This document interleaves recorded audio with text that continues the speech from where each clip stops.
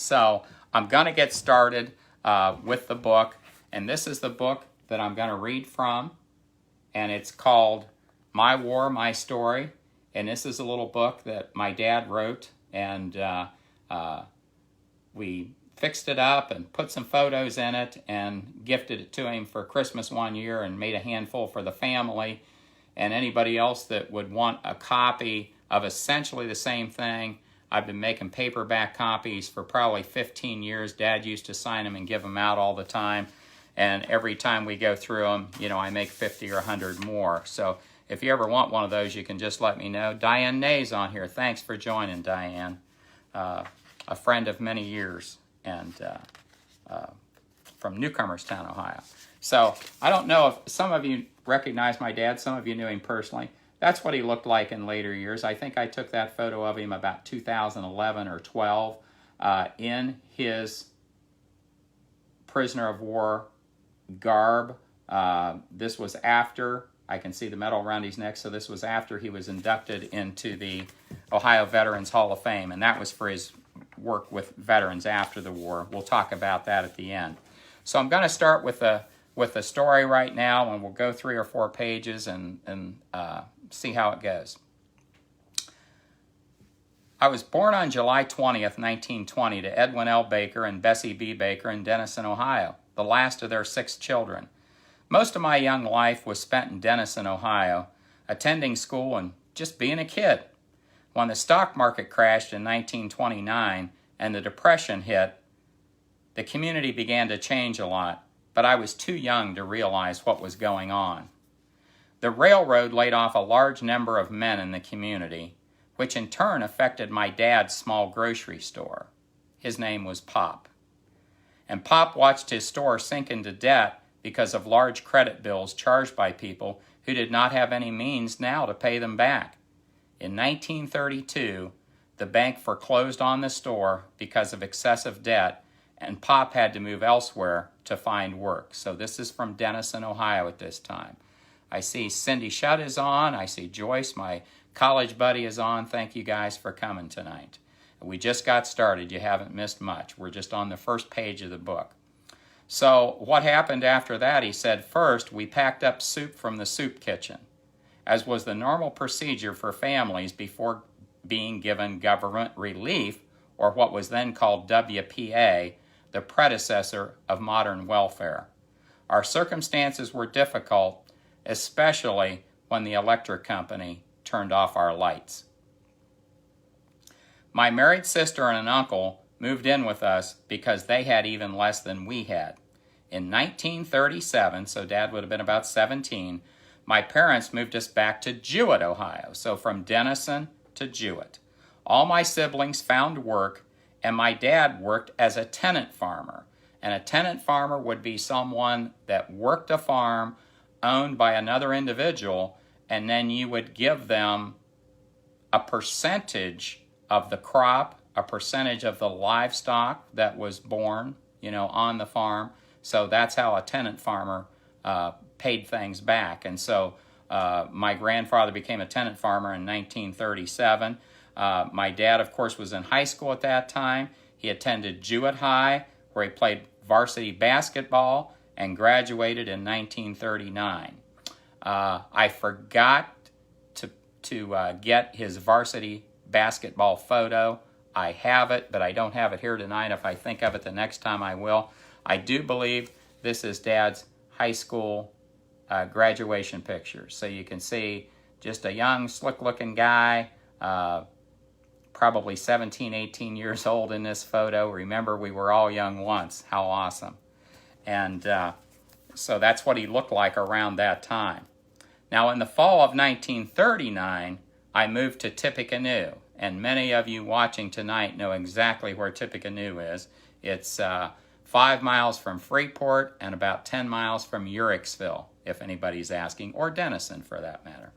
By the fall of 39, I moved to Tippecanoe on a small farm my dad had purchased. So he got his own farm now. He's no longer a tenant farmer. By 1941, jobs were plentiful, and I found work as a truck driver. I was living a simple life, surrounded by friends and family, and living close to the town I was born in.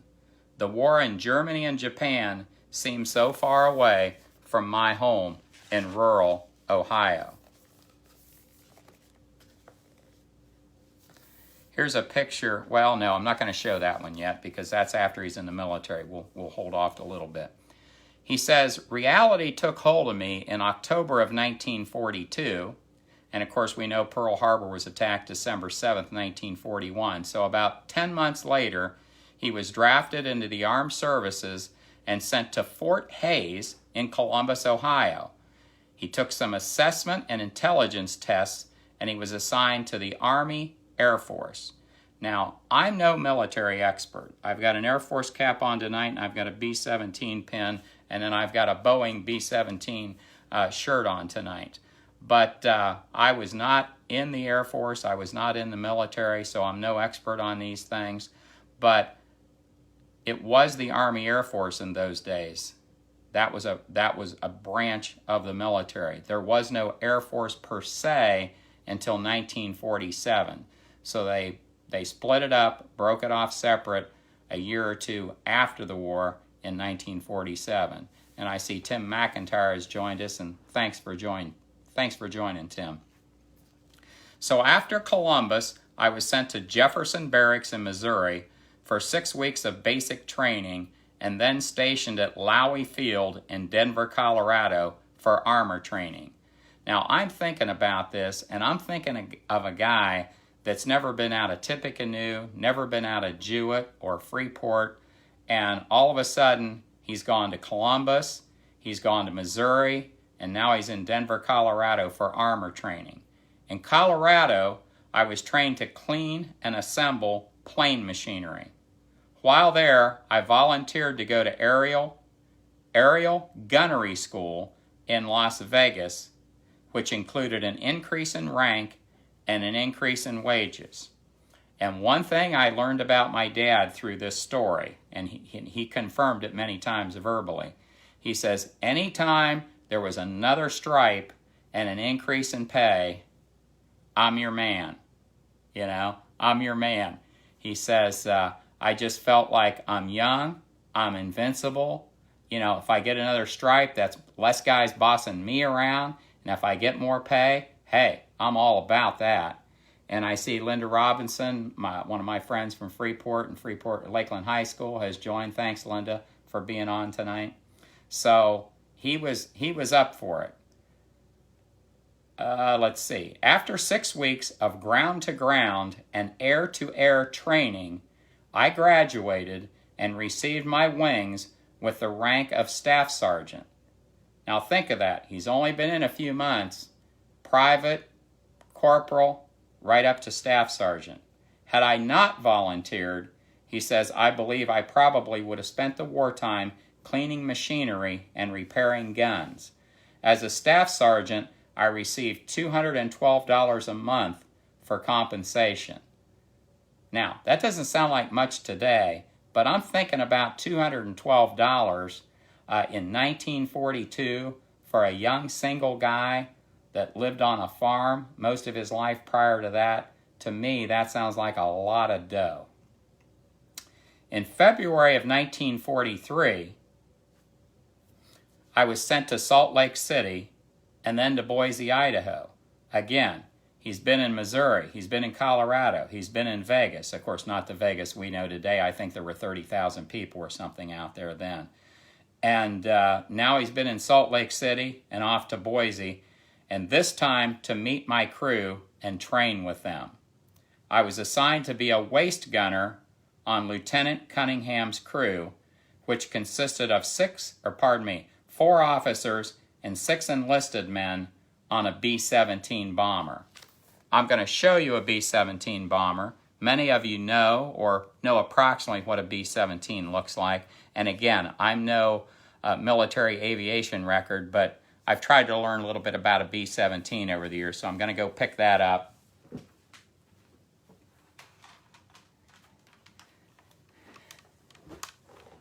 And I see Mike Baker is on, my cousin Mike. Mike's grandfather was my dad's brother.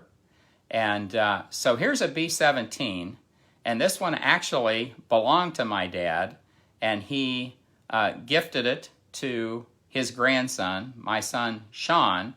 And Sean has 2 young boys at home, and he says, Dad, hang on to it for a few years, because if the boys get a hold of it, you know, they're going to want to play with it, and then they're going to break it, and, you know, all that good stuff. So this is a memento from my father. But what I want to show you is the different positions on a B-17 and show you where the various men on this plane were positioned. Back here is your tail gunner, and, you know, it is what it says it is. He's protecting the tail of the aircraft, and he can shoot from back there, and that's one area that's not exposed. The ball turret gunner is under here. You can see him down here. You had to be a little guy. I don't know what the exact size was, but I don't think you could be over 5'6" to fit in that thing. And if you watch the Memphis Belle, Sean Astin is the guy that goes down into the ball turret. And of course, we know Sean from Lord of the Rings. He's a little guy. Okay, so that's 2. Here's your waist gunners, you know, your left and right waist gunners. And I actually got to go up in a B-17 with my dad in 2013, a real working B-17 called the Yankee Lady. Out of Port Clinton we flew, and those were closed off with plexiglass. And my dad was laughing. He says, when we flew, there was no plexiglass. These areas of the plane were wide open so you could shoot your guns, your waist gunner guns, out of the side of the plane. So it was typically anywhere from 20 to 50 below zero inside this plane. It was depressurized, and the men wore suits that plugged in like you used to plug into a cigarette lighter, and they had heated suits with socks and etc. And if your hand did not have a glove on it and you touched a metal part on that plane, it would peel the skin off your hand. Okay, that's how cold it was. And so that's the way it was. The plane had to be depressurized. This is the radio antenna. This is the top turret. My dad started out as a left or right waist gunner. He ended up after a few missions as top turret gunner, or they also call that engineer. I don't know why they call it engineer, but it's right behind the pilot's cabin. So there's a man up here. There's a radio man right about in here. Then those are all enlisted. Those 6 guys are all enlisted. The 4 guys up front in the main part of the cabin are the officers. So you've got pilot, co-pilot, bombardier, and navigator. So the navigator is up there in the nose, kind of at a desk, making sure they're reaching the right destination based on everything that he knows about navigation. The bombardier is clear in the front of the plane, and the pilot and co-pilot, of course, are sitting in 2 seats right here. So that's the 10 people that you get inside a B-17.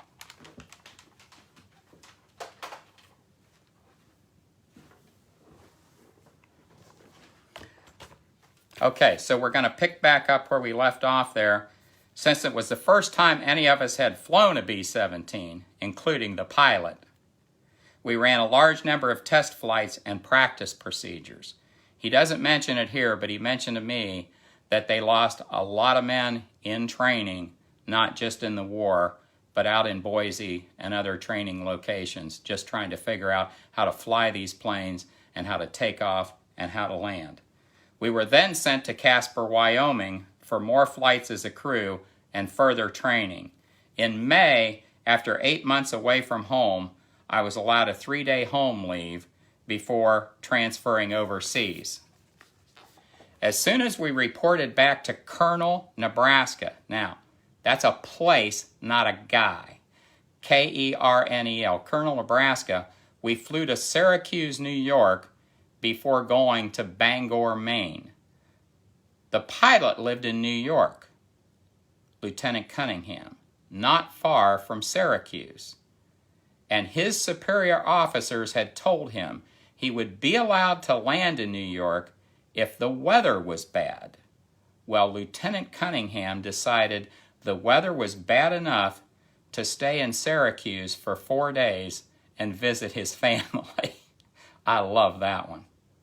The rest of us, so you got 9 19, 20, 21-year-old kids, I guess Dad was 22-year-old kids, hanging out in downtown Syracuse, and he said we enjoyed staying out late. So I'm picturing these young men, especially my dad, from a little tiny town, and here he is in big-time Syracuse, New York, staying out late.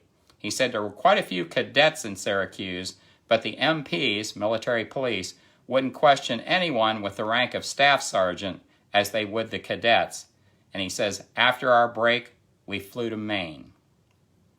By the 1st of June, so now we're talking June of 1943, by the 1st of June, we finally flew overseas to England by way of Newfoundland and Scotland. Not quite the non-stops that we get now on a 747. After arriving in England, each member of the crew was sent to train on his specialty, and being a waist gunner, he was sent to a place called the Wash for advanced gunnery training. And if I had my map out, I would show you what the Wash is. I didn't know for a long time. I was reading a book. It might have been Masters of the Air, and there was a map in there of England. And up on the north end of England, there's a big, almost like a giant bay. And right on that bay was labeled the Wash. So for the first time, I knew what that meant.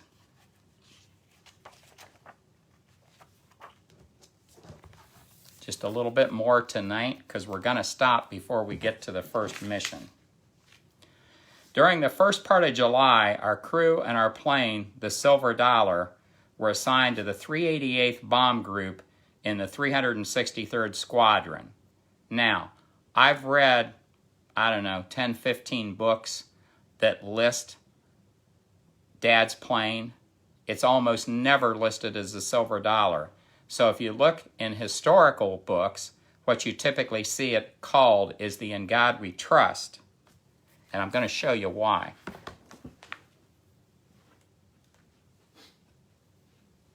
I got to find my picture. Sorry. Here's my picture. This is the picture of Dad's crew. Here's the nose art. And it might be a little blurry in this photo. I've got a better photo, but not with me tonight. But as you can see, on that Silver Dollar with Lady Liberty on it, it says, "In God We Trust." That's how military history has remembered this specific plane rather than what my dad always called it, the Silver Dollar. So anytime you're reading a book and you see the In God We Trust or you see the Silver Dollar, it's the same plane. Or you might see the In God We Trust 1 and 2. But if it's from the 388th, that was my dad's plane. In a briefing, a lieutenant colonel was frank with us. Now, they're in England, and I never pronounced the name of their base right, but the 388th flew out of Kenishall or Ketishall. I never pronounce it right. England. And so you can look that up. I think it's Kennisshall, and that's where the 388th was out of. And if you look for a map of where all those air bases were, obviously they were scattered about, so the Germans couldn't come in and bomb them all together in one place as they had did with the ships in Pearl Harbor. The colonel was very frank about what to expect during flight. They haven't been up against any enemies at this point. They've simply trained and flown to England. He said the flak, which is a 90-millimeter shell, shot up at the planes from huge guns from the ground, would be extremely heavy, but the enemy fighters would be even worse since they could attack from all angles. And those enemy fighters would be Messerschmitts and Fokker-Wulfs, or Focke-Wulfs. And that's the two German fighter planes that were their biggest nemesis, if you will, in the air. He told us how many crews were downed on their very first raid and that the average number of raids before being shot down was 5. 5 missions was the average before being shot down. This was what was called by the 8th Air Force precision daylight bombing, and that was the idea. They thought they could hit the target better during the day. These were industrial targets. These were fuel dumps. Anything they thought would slow down the German war machine. Ball bearing plants, believe it or not, because ball bearings ran everything, tanks and jeeps and howitzers and, all kinds of military machinery had to have ball bearings. So that's where I'm going to wrap it up tonight. But thank you for joining me, and I'll just give you a hint of what's going to happen over the next few nights. I've got some notes here on a paper that I told the group at the beginning, and I know some of you joined us later, and that is tonight we got through gunnery training. Tuesday night, we're going to do his first mission through his 7th, although the 388th says my dad flew 9 missions. So I'm not sure. We'll talk about that through him being shot down. And then on Thursday night, we'll talk about his capture. He was actually in 2 different prison camps. We'll talk about that. We'll talk about the worst part of the war for my dad was not being shot down, and it was not being in a prison camp. And I'll tell you what my dad told me was the worst 8 days of the war for him. That'll be on Thursday night. Then on Saturday night, we are taking you to a new camp, is what he was told. And that camp was in Krems, Austria, and that takes up several pages of the book. And so we'll talk about where Dad spent at least 18 months. He was captured for over 20 months. Most of that he spent in Stalag XVIIb Krems, Austria. My wife and I have been there. My dad and mom were there 20 years previous to Terry and I going 4 or 5 years ago. So I have some photos from that I'll share with you. And then on night 5, which is Monday night, we're going to talk about the forced march. And the forced march was after the prison camp was liberated.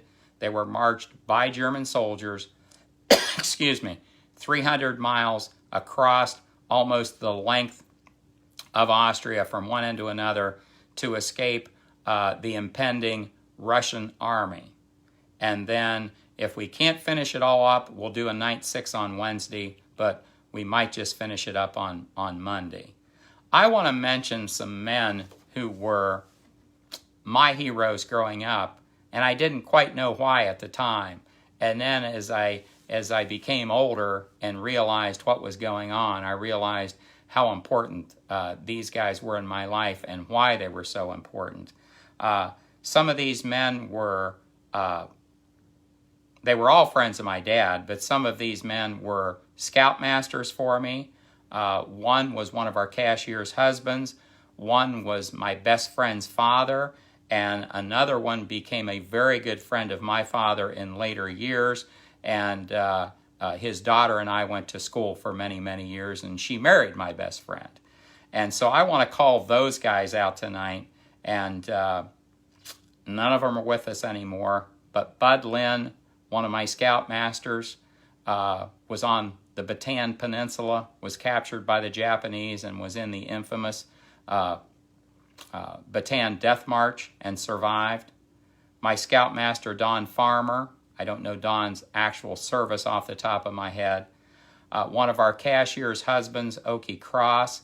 Okie was in the Battle of the Bulge. Frank Buska, my best friend's father, a wonderful guy, fought in World War II.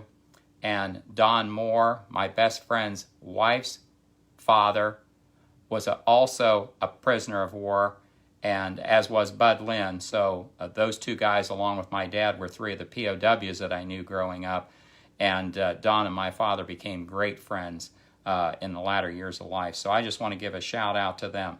So thank you all for joining. That's all I've got for tonight. So join us again on Tuesday night at 7 o'clock, and we'll talk about missions, bombing raids, and 1 through 7, and then being shot down from an airplane. So thanks for joining us, and if any of your friends, if you think they would enjoy this, have them tune in, and I'll put this up on Facebook so you can see the recorded version if you missed the first half. Thanks, everybody, for coming. God bless, and stay safe out there. Bye-bye.